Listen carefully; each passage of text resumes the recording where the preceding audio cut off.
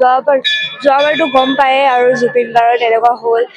এইবছৰ বিচাৰো যে কাৰো এনেকুৱা বেয়া নহয় আৰু।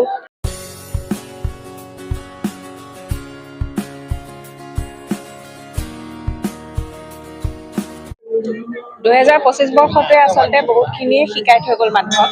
তো 2026 বৰ্ষটো যাতে ভাল হয়, সুকলমে যায় সকলোৰে সেয়াই কামনা কৰিছোঁ।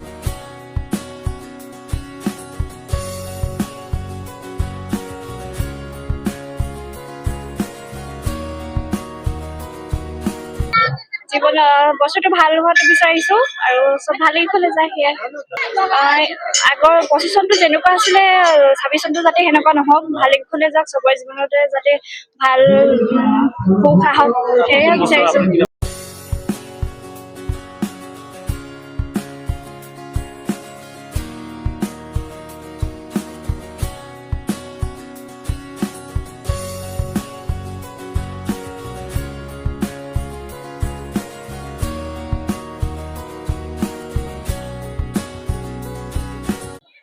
পোনপ্ৰথমে আপোনালোকৰ মাধ্যমেৰে আমি সকলো ডিব্ৰুগড়বাসী, অসমবাসী তথা বিশ্ববাসীক নৱবৰ্ষৰ শুভেচ্ছা জ্ঞাপন কৰিছোঁ।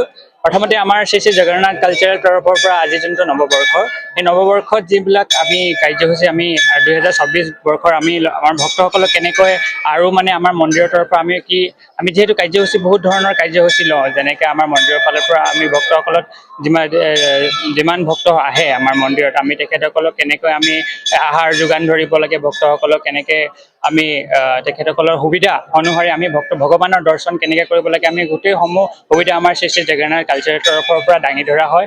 আমি আশা কৰিছোঁ যে আগন্তুক দিনতো আমাৰ নানিন ভূঞাৰ যোনটো এতিয়া নতুনকৈ আমাৰ ছেক্ৰেটেৰী হৈছে, তেখেতৰ নেতৃত্বত আমাৰ শ্ৰী শ্ৰী জগন্নাথ কালচাৰেল ট্ৰাষ্টে আৰু ভালকৈ আৰু ভক্তসকলৰ সুবিধা অনুসৰি কাম কৰি যাব বুলি মই আশাবাদী।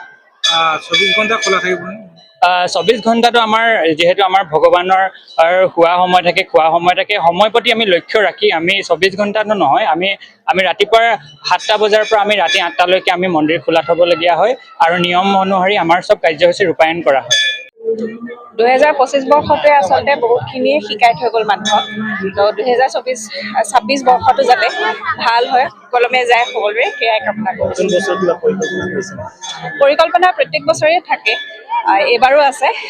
ভগৱন্তৰ ওচৰত আহিছোঁ সম্পূৰ্ণ কৰক বুলি, আৰু সকলোৰে মনৰ আশা পূৰণ কৰক, আপোনালোকৰো মনৰ আশা পূৰণ কৰক। ধন্যবাদ।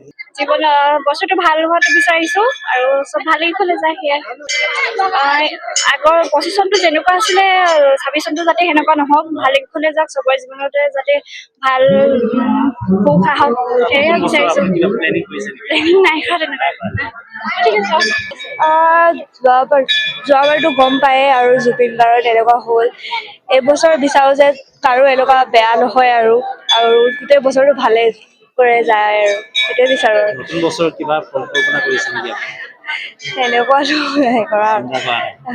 ভাল হওক আৰু চবৰে পৰীক্ষা চৰীক্ষা আহি আছে, মেট্ৰিকো চবৰে ভাল হওক আৰু সেইটোৱে কামনা কৰিছো। ধন্যবাদ।